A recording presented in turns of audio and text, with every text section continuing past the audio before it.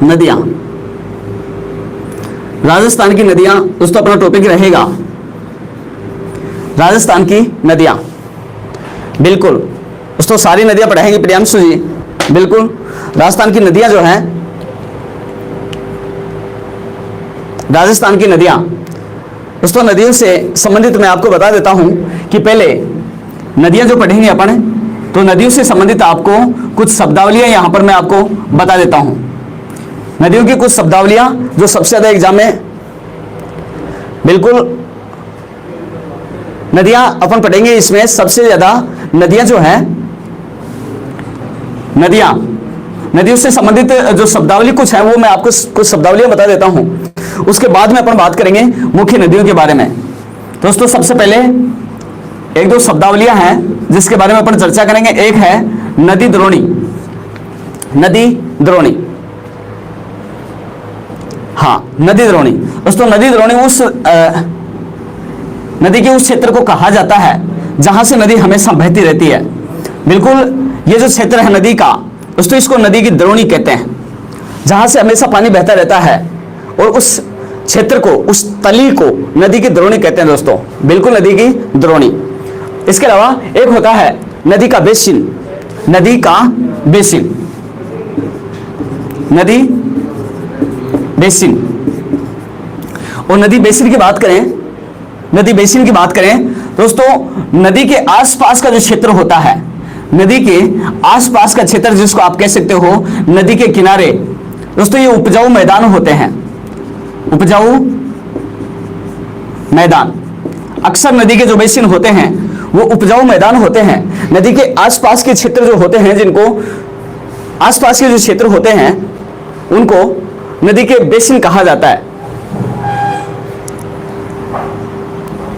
बिल्कुल धीराराम जी, रीट में नदी का टॉपिक नहीं है, लेकिन जल संसाधन है।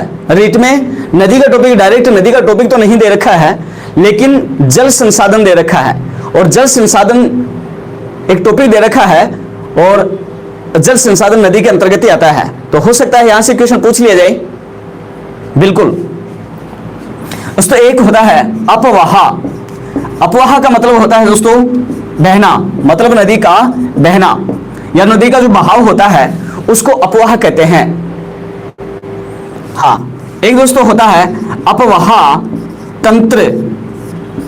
अपवाह तंत्र का मतलब होता है दोस्तों नदी और उसकी सहायक नदियां। जैसे मान लो कि ये कोई नदी है, मान लो ये कोई नदी है और ये उसकी सहायक नदियां हैं। दोस्तों नदी और उसकी सहायक नदियों का जो जाल होता है, नदी और उसकी सहायक नदियों का जो जाल होता है दोस्तों, इस जाल को ही कहा जाता है अपवाह तंत्र। दोस्तों अपवाह तंत्र के अंतर्गत नदी और उसकी सहायक नदियों को शामिल किया जाता है। अपवाह तंत्र के अंतर्गत नदी और उसकी सहायक नदियों को शामिल किया जाता है दोस्तों। बिल्कुल हाँ, तो इसको अपना राजस्थान का अपवाह तंत्र भी कह सकते हैं, राजस्थान की नदियां भी कह सकते हैं। इसमें नदी और उसकी सहायक नदियों के जाल को शामिल किया जाता है अपवाह तंत्र के अंतर्गत। बिल्कुल दोस्तों एक होता है अपवाह क्षेत्र, अपवाह क्षेत्र, अपवाह क्षेत्र। और दोस्तों अपवाह क्षेत्र की बात करूं मैं तो जो नदियां होती हैं, नदी और उसकी सहायक नदी द्वारा जिस क्षेत्र का पानी बहा करके लाया जाता है, नदी और उसकी सहायक नदियों द्वारा जिस क्षेत्र का पानी बहा करके लाया जाता है उसको अपवाह क्षेत्र कहा जाता है। तो दोबारा से एक बार सुनेंगे इसकी परिभाषा। नदी एवं उसकी सहायक नदियों द्वारा जिस क्षेत्र का पानी बहा करके लाया जाता है उसको अपवाह क्षेत्र कहा जाता है। बिल्कुल। और अपवाह क्षेत्र की दृष्टि से दोस्तों राजस्थान की सबसे बड़ी नदी है चंबल, जो मैं आपको पढ़ाऊंगा अपवाह क्षेत्र की दृष्टि से। दोस्तों एक होता है जल विभाजक, जल विभाजक। दोस्तों जल विभाजक, जल विभाजक, जल विभाजक दोस्तों उस उच्च भूमि को कहा जाता है, वह उच्च भूमि जो जल को विभिन्न दिशाओं में बांटती है, वह उच्च भूमि जो जल को विभिन्न दिशाओं में बांटती है उसको जल विभाजक कहा जाता है। ये जल विभाजक जल को विभिन्न दिशाओं में बांटती है। दोस्तों ये उच्च भूमि, हाँ बिल्कुल रणजीत जी, बिल्कुल मैप में बताएंगे आपको जब नदी पढ़ाएंगे। जल विभाजक की बात करें दोस्तों, राजस्थान में जल विभाजक का कार्य अरावली करती है। और यह प्रश्न कई बार एग्जाम में पूछा गया है कि राजस्थान में जल विभाजक करने वाली स्थलाकृति कौन सी है, तो नाम आएगा अरावली। बिल्कुल दोस्तों, इस सबसे ज्यादा एग्जाम में प्रश्न पूछा जाता है कि राजस्थान में जल विभाजक का काम करने वाली जो उच्च भूमि है उसका नाम है अरावली पर्वत। बिल्कुल निरुफारा अंसार जी, बिल्कुल अशोक जी, बिल्कुल अरावली। हाँ दोस्तों, इसके बाद में बात करते हैं अपन उद्गम के आधार पर। दोस्तों उद्गम के आधार पर राजस्थान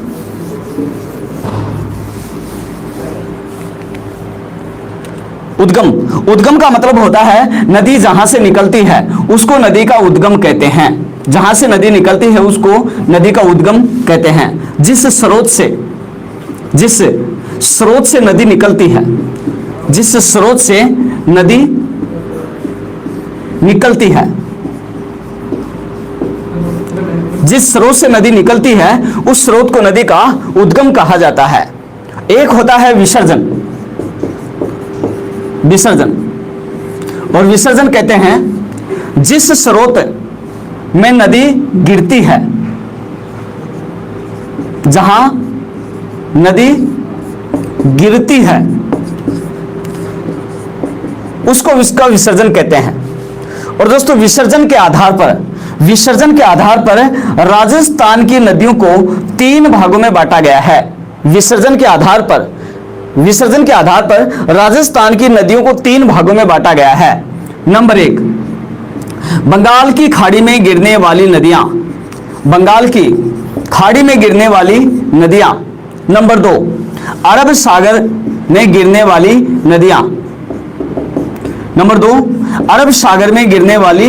नदियां, और नंबर 3, अंतः प्रवाही नदियां। बिल्कुल दोस्तों, विसर्जन के आधार पर राजस्थान की नदियों को 3 भागों में बांटा गया है। नंबर 1 बंगाल की खाड़ी में गिरने वाली नदियां, नंबर 2 अरब सागर में गिरने वाली नदियां, और नंबर 3 अंतः प्रवाही नदियां। दोस्तों राजस्थान में अगर इनका प्रतिशत क्षेत्र अगर देखा जाए तो दोस्तों बंगाल की खाड़ी में गिरने वाली जो नदियां हैं वो लगभग 23% है। दोस्तों 23% जो अपवाह तंत्र राजस्थान का है वो बंगाल की खाड़ी में अपना जल विसर्जन करता है। बिल्कुल 23%। अरब सागर का जो अपवाह क्षेत्र है ये दोस्तों 17% है।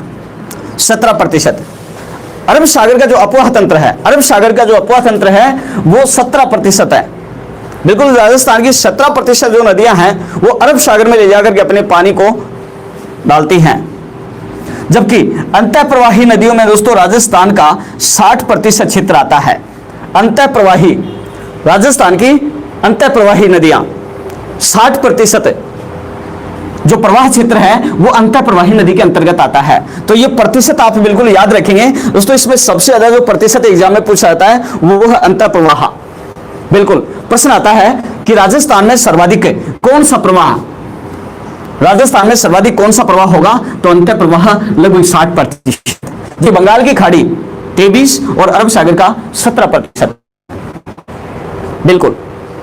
अब दोस्तों अगर अपन देखते हैं राजस्थान के मानचित्र में, बिल्कुल इनको अगर अपने राजस्थान के मानचित्र देखते हैं तो यहां पर मैं आपको बता देता हूं कि राजस्थान जो है, राजस्थान के मध्य से एक पर्वत श्रृंखला गुजरती है और उसका नाम है अरावली। सबको पता होगा ये अरावली है। दोस्तों अरावली के पूर्व में इधर जितनी भी नदियां निकलती हैं, अधिकांश सभी की सभी जो नदियां हैं पूर्व में जितनी भी नदियां निकलती हैं, अधिकांशतः सभी की सभी जो नदियां हैं वो बंगाल की खाड़ी की तरफ अपना जल ले जाती हैं। बंगाल की खाड़ी की तरफ अपना जल ले जाती हैं और अंततः बंगाल की खाड़ी में अपना जल पहुंचाती हैं। जबकि इधर वाली जो नदियां हैं, इधर वाली जो भी नदियां हैं वो अंततः है अरब सागर में अपने जल को ले जाती हैं। अरब सागर। बिल्कुल पश्चिम की ओर निकलने वाली अधिकांश जो नदियां हैं, दक्षिण और दक्षिण पश्चिम में जो नदियां निकलती हैं वो अरब सागर की ओर अपना जल ले जाती हैं। और दोस्तों उत्तर में जितनी भी नदियां हैं, अधिकांशतः उत्तर में प्रवाहित होने वाली जो नदियां हैं उत्तर में प्रवाहित होने वाली जो नदियां हैं वो अंतः प्रवाही में आती हैं, और ये नदियां हैं अंतः प्रवाही। 60% एरिया अंतः प्रवाह में आता है, जबकि 23% बंगाल की खाड़ी में, 17% अरब सागर में और 60% जो है वो अंतः प्रवाही नदियों के अंतर्गत आता है दोस्तों। बिल्कुल। अब यहां पर अपन चर्चा करेंगे एक बार कि राजस्थान में सर्वाधिक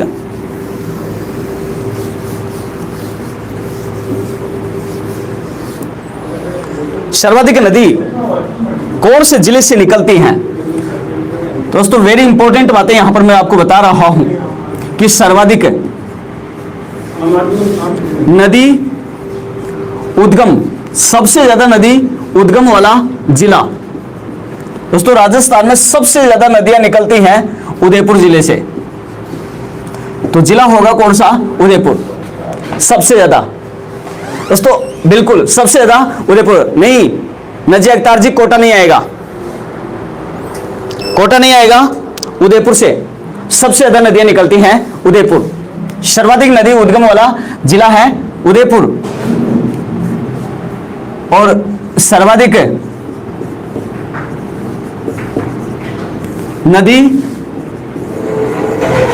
उद्गम वाला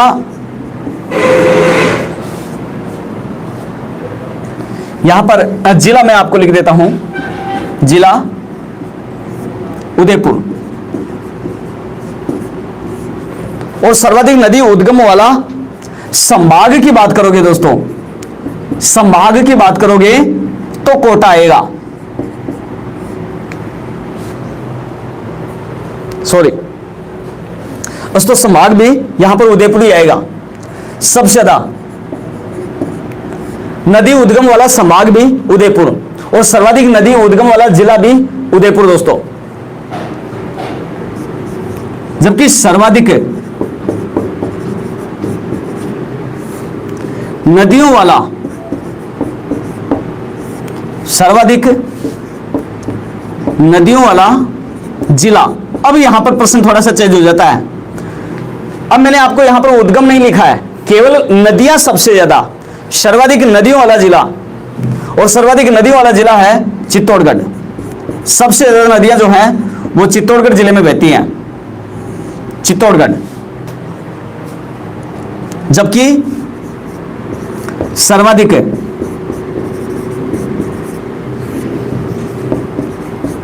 नदियों वाला संभाग, और संभाग की बात करोगे दोस्तों इसका आंसर कोटा होगा। दोबारा से एक बार देखेंगे, सर्वाधिक, सुमन कंवर जी, सर्वाधिक नदी वाला संभाग है कोटा, बिल्कुल संभाग कोटा है, सर्वाधिक नदी वाला संभाग कोटा। जबकि सबसे ज्यादा नदी वाला जिला चित्तौड़गढ़ है, जबकि सर्वाधिक नदी के उद्गम वाला संभाग उदयपुर, और सर्वाधिक नदी के उद्गम वाला जिला भी उदयपुर ही है। बिल्कुल।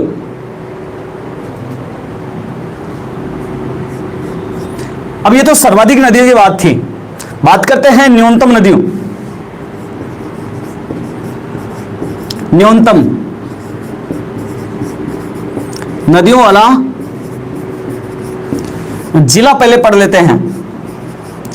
और न्यूनतम नदियों वाला जिला अगर बात करें तो बीकानेर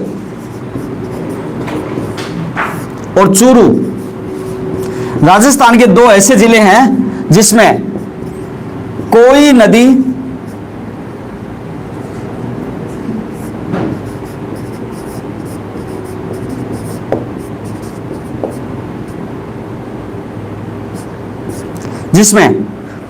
नहीं है, कोई भी नदी नहीं है। बिल्कुल चूरू और बीकानेर जिसमें एक भी नदी नहीं है, कोई नदी नहीं है। सीधा सा प्रश्न आता है, राजस्थान के कौन कौन से जिले में एक भी नदी नहीं है? तो कौन कौन से जिले होंगे? बीकानेर और चूरू। बिल्कुल दोस्तों। जबकि न्यूनतम नदियों वाला संभाग, न्यूनतम नदियों वाला संभाग, और दोस्तों न्यूनतम नदियों वाला जो संभाग है और उस संभाग का नाम भी आएगा बीकानेर।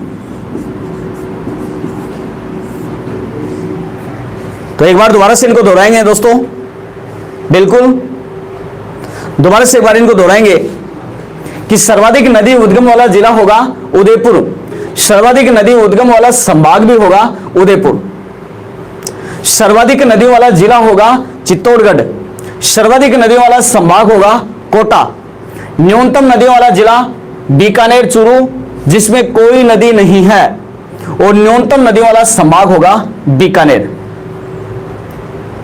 तो सभी स्क्रीनशॉट इसका लेंगे।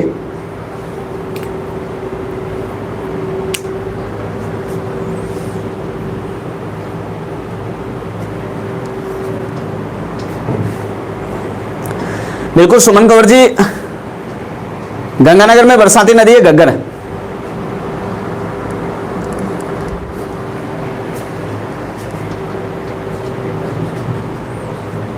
अकरम जी बहुत अच्छी बात है, आप चूरू से हैं। क्लियर? तो दोस्तों इसको मैं मिटा देता हूं।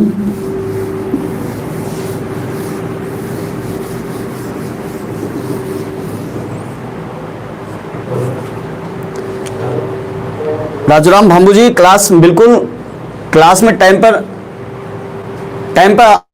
पर जुड़ो क्लास से, ताकि आपको स्टार्टिंग से चीज पढ़ने को मिले, शुरू से लेकर लास्ट तक। अगर आप हर चीज को पढ़ेंगे तो वो समझ में भी आएगी। बिल्कुल हाँ दोस्तों, बात करें सबसे पहले बंगाल की खाड़ी। बंगाल की खाड़ी का अपवाह तंत्र, बंगाल की खाड़ी का अपवाह तंत्र, तो इसमें विशेषता है, 4 नदियों का नाम आता है, जिसमें number 1 Chambal, number 2 Banas, number 3 गंभीर, और नंबर 4 बाणगंगा। दोस्तों ये 4 नदियां ऐसी हैं जो बंगाल की खाड़ी की तरफ अपना पानी बहा करके ले जाती हैं। तो ये जो नदियां हैं ये बंगाल की खाड़ी का अपवाह तंत्र के अंतर्गत आती हैं। बिल्कुल चंबल, बनास, गंभीर और बाणगंगा। बिल्कुल राजूराम भांबू एकदम सही। हाँ, उसके बाद में अरब सागर। अरब सागर का अपवाह तंत्र, अरब सागर का अपवाह तंत्र, तो इसमें भी विशेषता है। 4 नदियां सबसे इंपॉर्टेंट हैं अरब सागर के अपवाह तंत्र में, जिसमें एक है माही, एक है साबरमती, एक है दोस्तों पश्चिमी बनास। यहां पर देखेंगे एक बनास बंगाल की खाड़ी का अपवाह तंत्र है, और पश्चिमी बनास जो है वो अरब सागर का अपवाह तंत्र है, और इसमें एक आएगा लूणी। ये 4 जो नदियां हैं ये अरब सागर का अपवाह तंत्र के अंतर्गत आती है। अंतः प्रवाही अपवाह तंत्र, और अंतः प्रवाही अपवाह तंत्र में भी विशेषता है। 4 नदियां इंपॉर्टेंट हैं, जिसमें एक है घग्गर, एक है कातली, एक है काकणी, और एक है साबी। बिल्कुल दोस्तों वेरी इंपॉर्टेंट है, बिल्कुल इंपॉर्टेंट, सबसे ज्यादा एग्जाम में पूछी जाती है। सीधा सा प्रश्न आता है, हाँ बंगाल की खाड़ी के अपवाह तंत्र में कौन सी नदी नहीं है? अब बंगाल की खाड़ी के अपवाह तंत्र में कौन सी नदी नहीं है? तो यहां पर इस प्रकार से ऑप्शन आता है, नंबर ए चंबल, बे बनास, और फिर से गंभीर, और द काकनी। तो आंसर हो जाएगा काकनी। इस प्रकार से क्वेश्चन एग्जाम में पूछा जाता है। बिल्कुल 4 नदियां इंपॉर्टेंट है। हाँ बिल्कुल दोस्तों, स्क्रीनशॉट लेंगे आप इसका।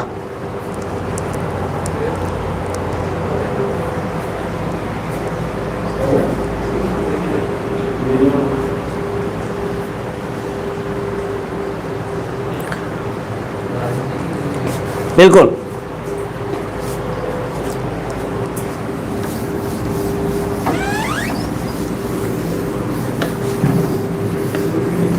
इसमें सबसे पहले अपन बात करेंगे चंबल नदी की। अकराम जी, माही नदी खंभात की खाड़ी में गिरती है, लेकिन खंभात की खाड़ी अरब सागर का भाग है।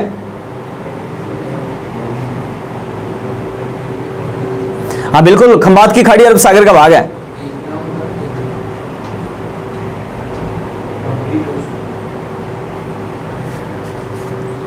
हाँ, सबसे पहले अपन बात करेंगे चंबल नदी के बारे में। चंबल नदी,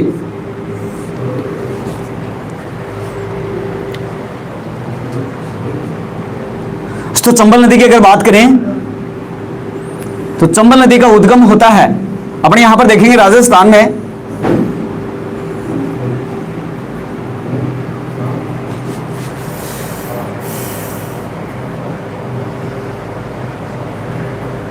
बिल्कुल, ये अपना राजस्थान, और इधर यहां पर मध्य प्रदेश में यहां पर एक पर्वत है और पहाड़ी का नाम है जानापाव। जानापाव की पहाड़ी, और ये जो जानापाव की पहाड़ी है ये पड़ती है विंध्याचल पर्वत में। पर्वत का नाम पूछ लिया जाए तो विंध्याचल पर्वत है, विंध्याचल पर्वत, और पहाड़ी का नाम पूछ लिया तो जानापाव की पहाड़ी, विंध्याचल पर्वत। बिल्कुल, महू छावनी इंदौर एमपी में है। बिल्कुल, हाँ दोस्तों, यहां से मध्य प्रदेश में जानापाव की पहाड़ियों से निकलती है, और मध्य प्रदेश में जानापाव की पहाड़ियों से निकल करके उत्तर पश्चिम की ओर बहती है ये, और उत्तर पश्चिम की ओर बहते हुए राजस्थान में चित्तौड़गढ़ के 84 गढ़, राजस्थान में चित्तौड़गढ़ के 84 गढ़,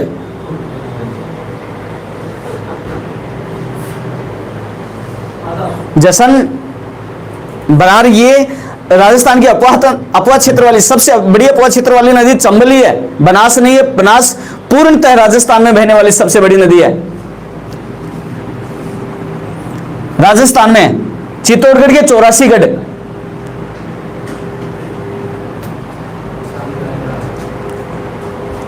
हाँ बिल्कुल,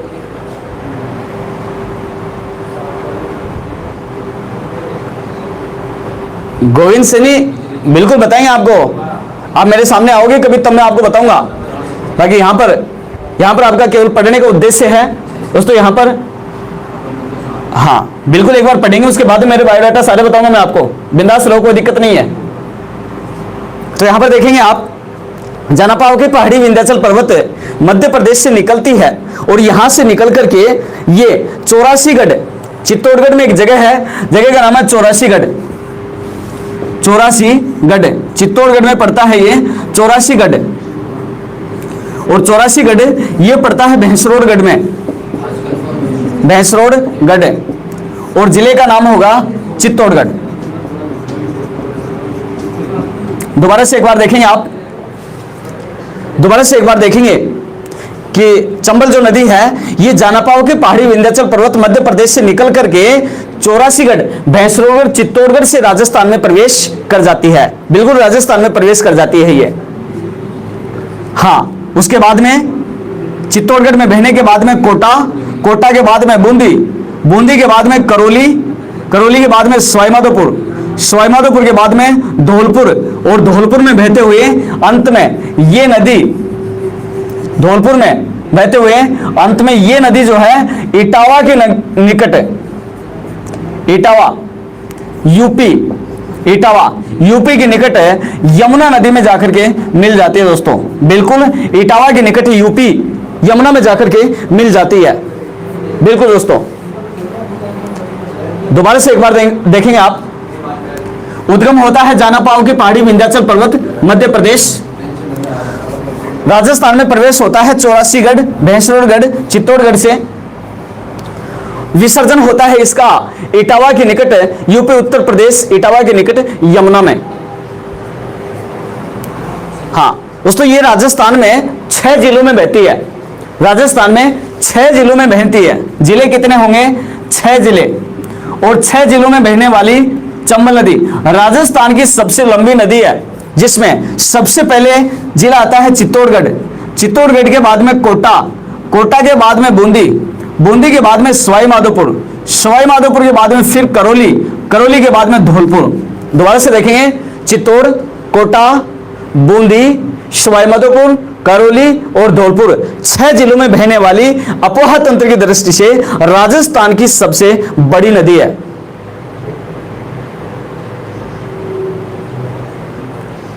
अकरम जी, राजस्थान से नहीं निकलती ये नदी, ये नदी राजस्थान में प्रवेश करती है। 84गढ़, भैंसरोगढ़, चित्तौड़गढ़ में राजस्थान में प्रवेश करती है। ये निकलती है जानापाव की पहाड़ी, विंध्याचल पर्वत, एमपी, मध्य प्रदेश। बिल्कुल यमुना की सबसे बड़ी सहायक नदी है। हाँ दोस्तों, ये 6 जिलों में बहती है। इसकी टोटल लंबाई की मैं बात करूं दोस्तों, इसकी टोटल लंबाई है, इसकी कुल लंबाई है 965 किलोमीटर। टोटल लंबाई इसकी 965 किलोमीटर। राजस्थान में इसकी लंबाई है कुल 965, राजस्थान में इसकी लंबाई है, राजस्थान में 135 किलोमीटर। जबकि राजस्थान और मध्य प्रदेश की सीमा बनाती है, राजस्थान और मध्य प्रदेश की सीमा बनाती है 241 किलोमीटर। बिल्कुल दोनों की सीमा बनाती है ये।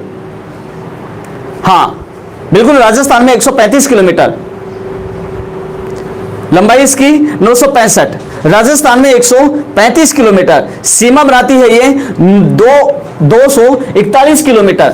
दोनों की सीमा बनाती है एमपी, मध्य प्रदेश और राजस्थान की सीमा बनाती है दोस्तों। बिल्कुल दोनों की सीमा बनाती है 241 किलोमीटर। दोस्तों इसका कुल टोटल अपवाह क्षेत्र, इसका टोटल अपवाह क्षेत्र है दोस्तों इसका 29,110 वर्ग किलोमीटर। टोटल अपवाह क्षेत्र है इसका 29,110 वर्ग किलोमीटर, जो राजस्थान के कुल अपवाह क्षेत्र का प्रतिशत अगर देखा जाए तो यह बहती है 17.18% भाग पर, 17.18% भाग पर यह राजस्थान को कवर करती है दोस्तों। बिल्कुल 29,110 वर्ग किलोमीटर। हाँ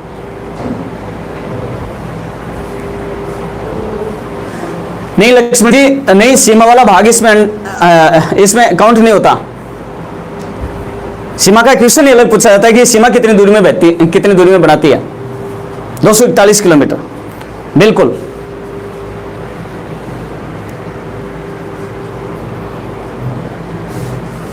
हाँ दोस्तों, ये जो नदी है चंबल जो नदी है, अब मैं आपको मानचित्र के अलावा इसकी जो थ्योरी वाली चीजें हैं वो सारी की सारी बता देता हूं दोस्तों। इसी नदी को कहते हैं, अन्य नाम की बात करें दोस्तों, इसी नदी को कहते हैं चर्मणवती। प्राचीन काल में दोस्तों इसी नदी को कहते थे चर्मणवती नदी। इसी को कहते हैं राजस्थान की कामधेनु, राजस्थान की कामधेनु। दोस्तों इसी नदी को कहा जाता है राजस्थान की कामधेनु। बिल्कुल राजस्थान की कामधेनु इसको कहते हैं दोस्तों। इसी नदी को कहते हैं राजस्थान की सदा नीरा, सदा नीरा। और इसी नदी को कहते हैं राजस्थान की नित्यवाही नदी, नित्यवाही नदी। दोस्तों इसको प्राचीन काल में कहते थे, प्राचीन काल में इसको, प्राचीन काल में इसको कहा जाता था चर्मणवती। बिल्कुल दोस्तों, कामधेनु गाय की एक नस्ल है, कामधेनु गाय की एक नस्ल है जो राजस्थान में सर्वाधिक दूध देने के लिए प्रसिद्ध है। कामधेनु गाय की नस्ल है, सर्वाधिक दूध देने के लिए प्रसिद्ध है। और ये जो नदी है दोस्तों राजस्थान में वर्ष भर बहने वाली, वर्ष भर बहने वाली, राजस्थान में वर्ष भर बहने वाली, राजस्थान में वर्ष भर बहने वाली, राजस्थान में वर्ष भर बहने वाली एकमात्र नदी है दोस्तों। एकमात्र नदी है, वर्ष भर बहने वाली एकमात्र नदी है, इसलिए इसको कहा जाता है सदा नीरा, इसलिए इसको कहते हैं सदा नीरा। बिल्कुल सदा नीरा कहते हैं, एकमात्र वर्ष भर बहने वाली नदी है। इसलिए दोस्तों ये नदी राजस्थान में सर्वाधिक जल लाने वाली नदी है। राजस्थान में सर्वाधिक जल लाने वाली नदी, और राजस्थान में सर्वाधिक जल लाने वाली नदी भी है कौन सी? चंबल नदी। बिल्कुल राजस्थान में सर्वाधिक जल लाने वाली नदी है चंबल। हाँ दोस्तों, उसके बाद में बात करें चंबल नदी के बारे में। दोस्तों चंबल नदी अपवाह तंत्र की दृष्टि से, अपवाह तंत्र की दृष्टि से राजस्थान की सबसे बड़ी नदी है। अपवाह तंत्र की दृष्टि से राजस्थान की सबसे बड़ी नदी, अपवाह तंत्र की दृष्टि से राजस्थान की सबसे बड़ी नदी है कौन सी? चंबल नदी। दोस्तों ये राजस्थान की सबसे लंबी नदी है, राजस्थान की सबसे लंबी नदी, और यह भी है चंबल। राजस्थान की सबसे लंबी नदी चंबल, अपवाह तंत्र की दृष्टि से राजस्थान की सबसे बड़ी नदी भी चंबल है दोस्तों। बिल्कुल, लेकिन प्रश्न अगर आ जाए कि पूर्णतः बहाव की दृष्टि से, पूर्णतः बहाव की दृष्टि से, तो फिर दोस्तों आपका आंसर होगा पूर्णतः बहाव की दृष्टि से राजस्थान की सबसे बड़ी नदी, उसके बाद में आंसर हो जाएगा आपका बनास। लेकिन हां, अगर पूर्णतः बहाव ना हो तो अपवाह तंत्र की दृष्टि से राजस्थान की सबसे बड़ी नदी है चंबल। दोस्तों बिल्कुल यहां पर मैं आपको अपवाह तंत्र की दृष्टि से राजस्थान की नदियों का क्रम बता देता हूं। अपवाह तंत्र की दृष्टि से, अपवाह तंत्र की दृष्टि से राजस्थान की नदियों का, राजस्थान की नदियों का अवरोही क्रम। दोस्तों 3 एग्जाम में अब तक ये पूछा जा चुका है। अवरोही क्रम का मतलब होता है घटता हुआ क्रम।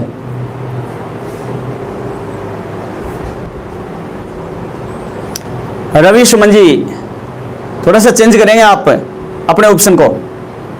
बिल्कुल पहले नंबर पे आपने चंबल ठीक बताया है, लेकिन दूसरे नंबर पे बनास नहीं होगी। हाँ, मुझे इस चीज का आंसर चाहिए। अपवाह तंत्र की दृष्टि से राजस्थान की नदियों का अवरोही क्रम, सबसे बड़ा अपवाह तंत्र किसका है?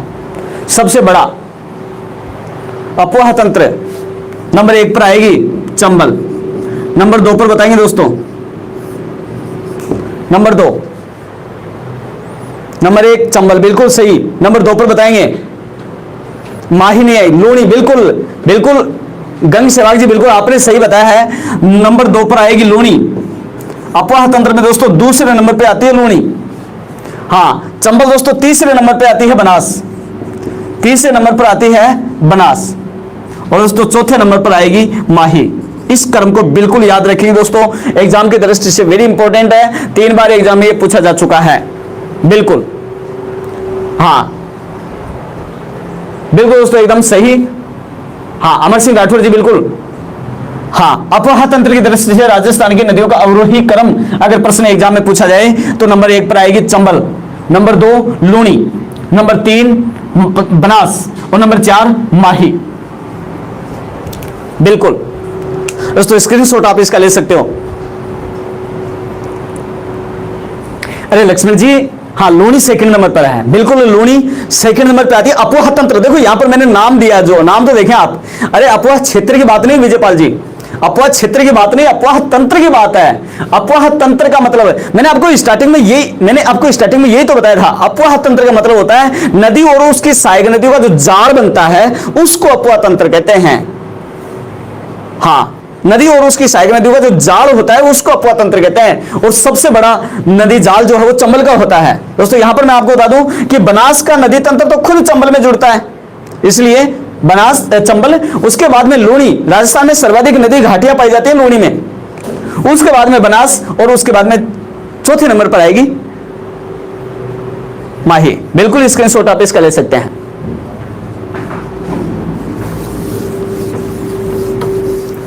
बिल्कुल। उसके बाद में दोस्तों बात करते हैं चंबल नदी पर बनाए गए बांध। हाँ, बांध।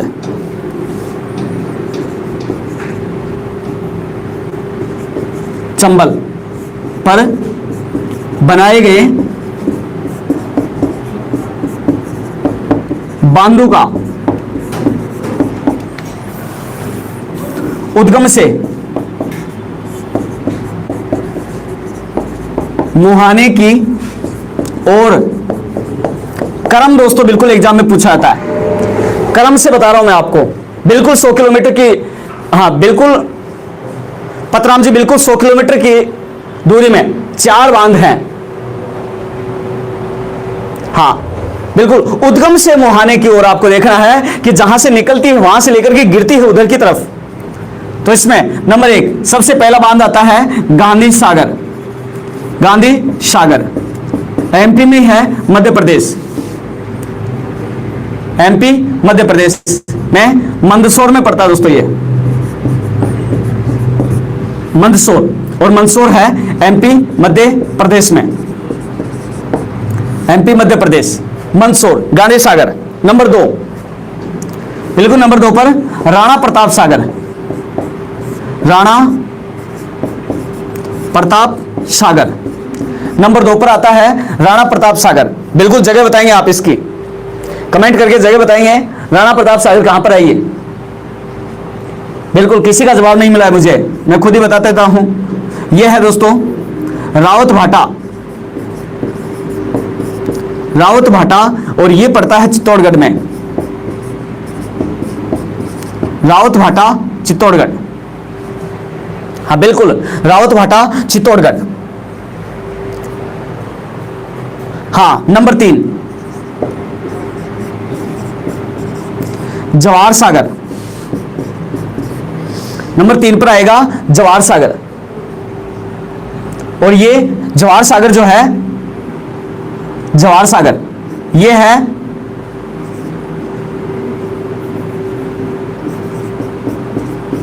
बोरावास, और बोरावास पड़ता है दोस्तों कोटा में, बोरावास कोटा बिल्कुल।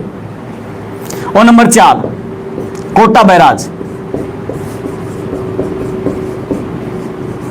कोटा बैराज, और ये है दोस्तों प्रॉपर कोटा में, प्रॉपर कोटा बिल्कुल बोरावास कोटा में, कोटा बैराज। तो एक बार दोबारा से सभी फिर से देखेंगे, चंबल पर बनाए गए बांधों का उद्गम से मुहाने की ओर क्रम देखेंगे दोस्तों, उद्गम से मुहाने की ओर क्रम। तो सबसे पहले आता है गांधी सागर, मंदसौर एमपी मध्य प्रदेश में है। दूसरे नंबर पे आता है राणा प्रताप सागर, है रावत भाटा चित्तौड़गढ़ में। नंबर 3 नंबर पे आता है जवाहर सागर, बोरावास कोटा में है दोस्तों। और बिल्कुल चौथे नंबर पर आता है कोटा बैराज, कोटा में है। और इसमें सभी कमेंट करके मुझे बताएंगे सबसे बड़ा बांध कौन सा है, इन सभी में सबसे बड़ा बांध कौन सा है दोस्तों, सबसे बड़ा बांध बताएंगे।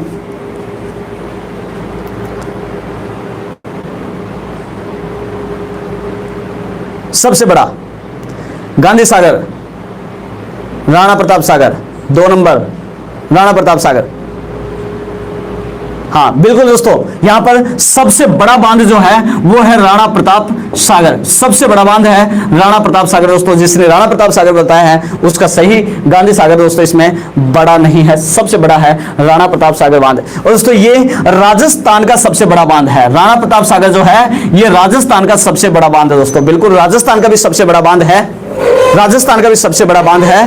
और हाँ, और ये चंबल का भी सबसे बड़ा बांध है दोस्तों, बिल्कुल।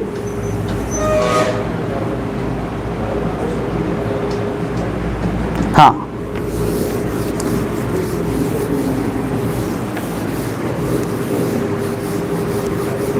और उसके बाद बात करते हैं दोस्तों चंबल नदी पर, चंबल नदी पर राजस्थान का, राजस्थान का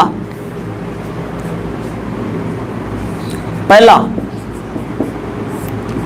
व भारत का तीसरा हैंगिंग ब्रिज, हैंगिंग ब्रिज दोस्तों जिसको कहते हैं झूलता हुआ पुल, हैंगिंग ब्रिज, बताएंगे कौन से शहर में बनाया गया है? बिल्कुल दोस्तों, हाँ बिल्कुल, विशाल जी, अमर सिंह जी राठौर बिल्कुल, अंगली ढाका बिल्कुल, आर के चौधरी बिल्कुल, सभी ने सही आंसर दिया है। झूलता हुआ पुल बनाया गया है कोटा में, कोटा, चंबल नदी पर, राजस्थान का पहला है ये, और भारत का तीसरा हैंगिंग ब्रिज झूलता हुआ पुल बनाया गया है कोटा में, कोटा बिल्कुल। और दोस्तों इसका उद्घाटन बताएंगे आप मुझे, किसका उद्घाटन कब किया गया था? उद्घाटन कब किया गया? उद्घाटन बताएंगे, उद्घाटन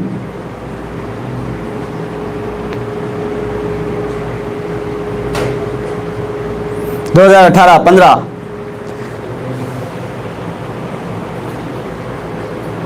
2017, 18, 15, 18, इस तो 15 वाले गलत हैं सारे।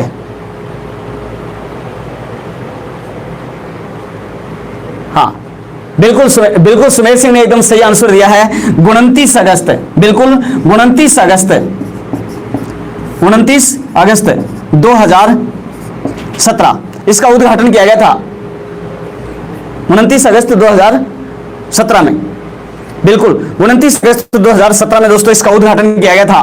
प्रधानमंत्री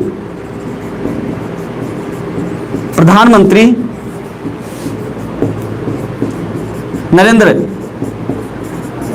मोदी द्वारा,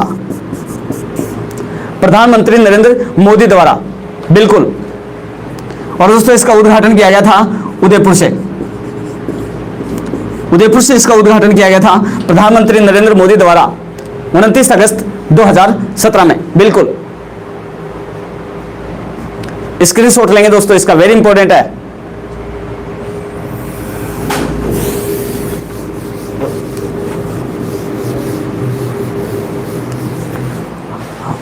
दोस्तों बात करते हैं चंबल नदी की। दोस्तों चंबल नदी अवनालिका अपर्दन, अवनालिका अपर्दन के लिए विख्यात है दोस्तों, अवनालिका अपर्दन के लिए विख्यात है चंबल नदी। दोस्तों चंबल नदी राजस्थान में नहीं, भारत में सर्वाधिक मर्दा अपर्दन, अपर्दन का मतलब होता है दोस्तों मिट्टी, अपर्दन का मतलब होता है मिट्टी का कटाव, बिल्कुल। भारत में सर्वाधिक मर्दा अपर्दन करने वाली नदी है, करने वाली नदी, भारत में सर्वाधिक मर्दा अपर्दन करने वाली नदी कौन सी है? तो नाम आएगा चंबल। भारत में सर्वाधिक मर्दा अपर्दन करने वाली नदी है दोस्तों, बिल्कुल सर्वाधिक मर्दा अपर्दन करने वाली नदी है। और चंबल नदी द्वारा अपर्दित जो उबड़ खाबड़ भूमि होती है, चंबल नदी द्वारा अपर्दित उबड़ खाबड़ जो भूमि होती है उसको कहते हैं दोस्तों उत्खात भूमि, उत्खात भूमि। और ये जो उत्खात भूमि होती है ये होती है चंबल नदी द्वारा अपर्दित उबड़ खाबड़ भूमि, और इस उबड़ खाबड़ भूमि को कहा जाता है उत्खात भूमि। और इस उत्खात भूमि में बने गहरे जंगलों को कहते हैं दोस्तों बीहड़, हाँ बीहड़। और बीहड़ होते हैं उत्खात भूमि में, उत्खात भूमि में बने गहरे जंगल होते हैं दोस्तों, उत्खात भूमि में बने गहरे जंगलों को कहा जाता है बीहड़।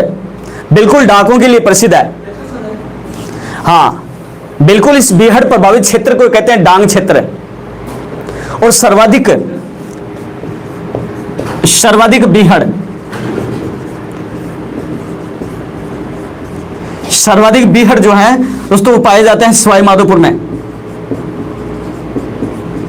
सर्वाधिक बीहड़ सवाई माधोपुर। बिल्कुल, कोटा, धौलपुर में सबसे ज्यादा बीहड़ पाया जाता है, सवाईमाधोपुर, कोटा और धौलपुर। बिल्कुल दोस्तों। हाँ, करौली को दोस्तों, करौली को कहते हैं डांग क्षेत्र की रानी। बिल्कुल, डांग क्षेत्र की रानी कहते हैं करौली को, डांग क्षेत्र की रानी करौली। हाँ दोस्तों, इसका स्क्रीनशॉट लेंगे, वेरी इंपॉर्टेंट है ये चीजें भी। बिल्कुल, डांग की रानी, बिल्कुल अमर सिंह जी, डांग की रानी, डांग क्षेत्र की रानी कहते हैं करौली को। हाँ, चंबल नदी घड़ियालों के लिए भी प्रसिद्ध है। बिल्कुल, घड़ियालों का संसार कहते हैं चंबल नदी को। सबसे ज्यादा घड़ियाल पाए जाते हैं भारत में, चंबल नदी में। घड़ियाल परियोजना चलाई गई है चंबल नदी में। बिल्कुल। और अब बात करेंगे, अब अपन बात करेंगे दोस्तों चंबल नदी की सहायक नदियों की। चंबल नदी की सहायक नदियां, चंबल नदी की सहायक नदियां। और चंबल नदी की सहायक नदियों की बात करें दोस्तों, उसमें नंबर 1 पर आती है, चंबल नदी की सहायक नदी में नंबर 1 पर आती है काली सिंध। ये दोस्तों चंबल नदी की सहायक नदी है। नंबर 2 आती है पार्वती, चंबल की सहायक नदी है। नंबर 3 मुख्य नदी में आती है सीप,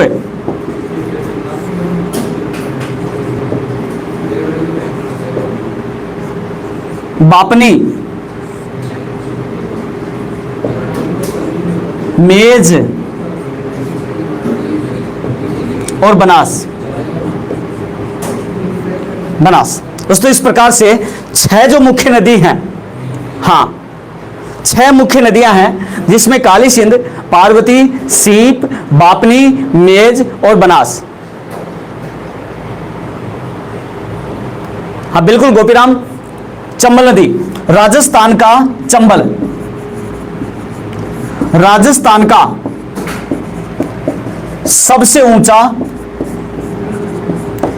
ऊंचा जलप्रपात है।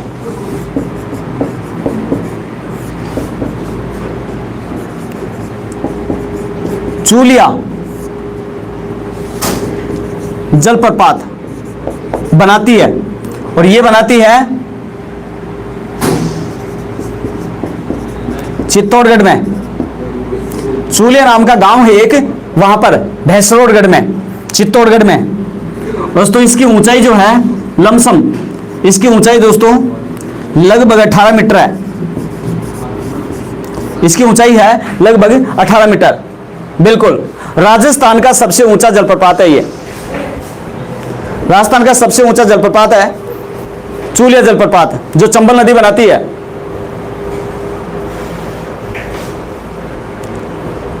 रवि सुमन जी, सबसे लंबी सहायक नदी बनास है, काली सिंध नहीं है।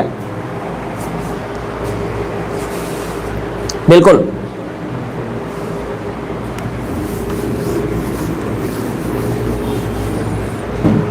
इसके बाद में देखेंगे यहां पर काली सिंध। दोस्तों, काली सिंध जो नदी है, ये देवास एमपी मध्य प्रदेश से निकलती है। देवास एमपी मध्य प्रदेश से निकल करके और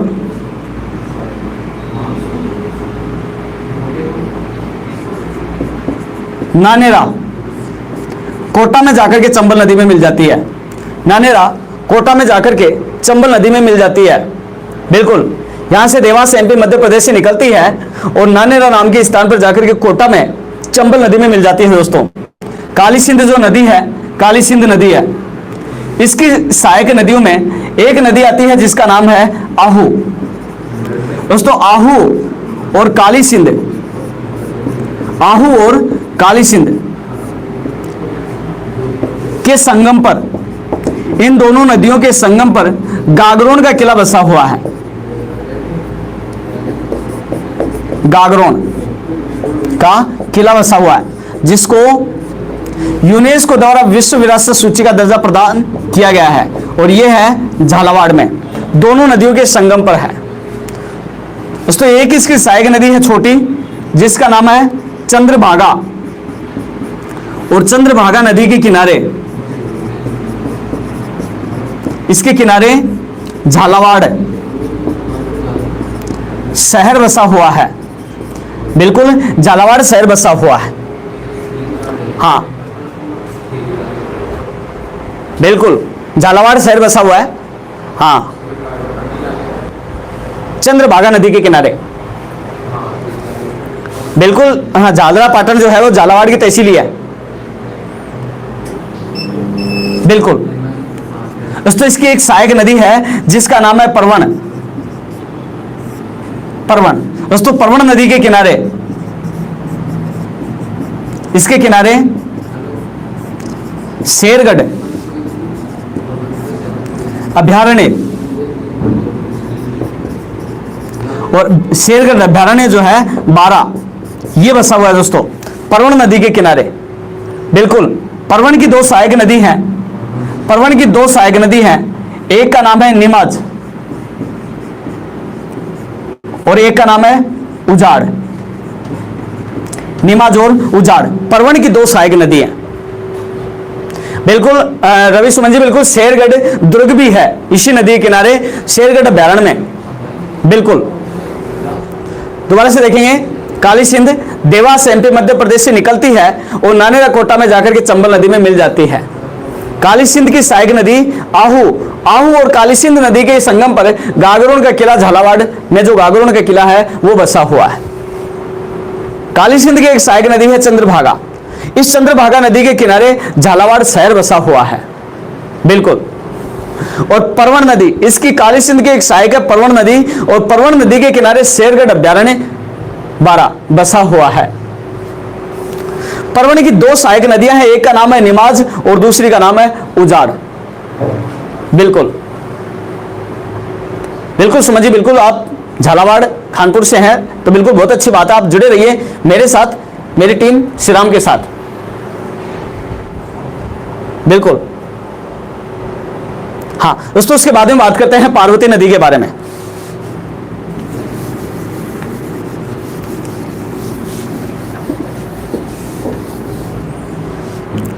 पार्वती की बात करते हैं दोस्तों। पार्वती जो नदी है ये सीहोर, सीहोर एमपी मध्य प्रदेश से निकलती है। सीहोर एमपी मध्य प्रदेश से निकलती है। नीलोफर अंसारी जी, मुकुंदरा हिल्स, काली सिंध और परवण दोनों नदियों का संगम जहां पर है वहां पर है, दोनों नदियों का संगम होता है काली सिंध और परवण।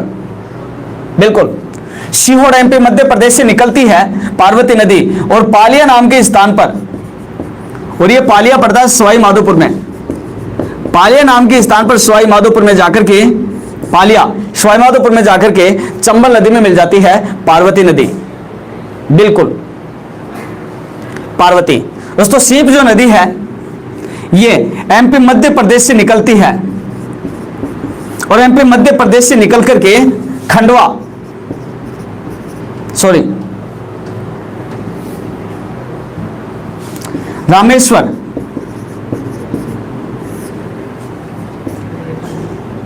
सवाई माधोपुर, रामेश्वर सवाई माधोपुर के निकट जाकर के और चंबल नदी में मिल जाती है। बिल्कुल हाँ बिल्कुल रवि सुमन जी, बिल्कुल त्रिवेणी संगम बनता है यहाँ पर। शीप जो नदी है, शीप, शीप, चंबल और बनास, तीनों नदियों का त्रिवेणी संगम यहाँ पर बनता है। जिस त्रिवेणी संगम के बारे में बनास पढ़ाएंगे तब डिटेल से बताएंगे। उसके बाद में दोस्तों बापनी है, बापनी हरिपुरा चित्तौड़गढ़ से निकलती है, हरिपुरा चित्तौड़गढ़ से निकलती है, और चूलिया चित्तौड़गढ़ के निकट जाकर के, चूलिया चित्तौड़गढ़ से, चूलिया चित्तौड़गढ़ के निकट जाकर के चंबल नदी में मिल जाती है। बिल्कुल, उसके बाद में बात करते हैं मेज नदी के बारे में। तो ये मेज नदी जो है बिजोलिया भीलवाड़ा से निकलती है, बिजोलिया भीलवाड़ा से निकलती है, और लाखेरी बूंदी में जाकर के चंबल नदी में मिल जाती है। और ये जो मेज नदी है, इस मेज नदी की दो सहायक नदियां हैं, एक का नाम है मांगली और दूसरी का नाम है कुराल। और मेज की सहायक जो मांगली नदी है, मांगली नदी दोस्तों, ये मांगली नदी बूंदी में भीमलत जलप्रपात का निर्माण करती है। और ये दूसरा जलप्रपात है, भीमलत जलप्रपात का निर्माण कौन सी नदी करती है, तो कौन सी करेगी, मांगली। बिल्कुल ये बूंदी में है, बिल्कुल भीमलत जलप्रपात। नीलूफर अंसारी जी बिल्कुल भीमलत जलप्रपात। और उसके बाद में दोस्तों बचती है बनास नदी। बनास नदी का अपवाह तंत्र जो है वो बिल्कुल बड़ा है, बनास नदी का अपवाह तंत्र दोस्तों, इसलिए बनास नदी का जो अपवाह तंत्र है ये अपन लेते हैं अलग से।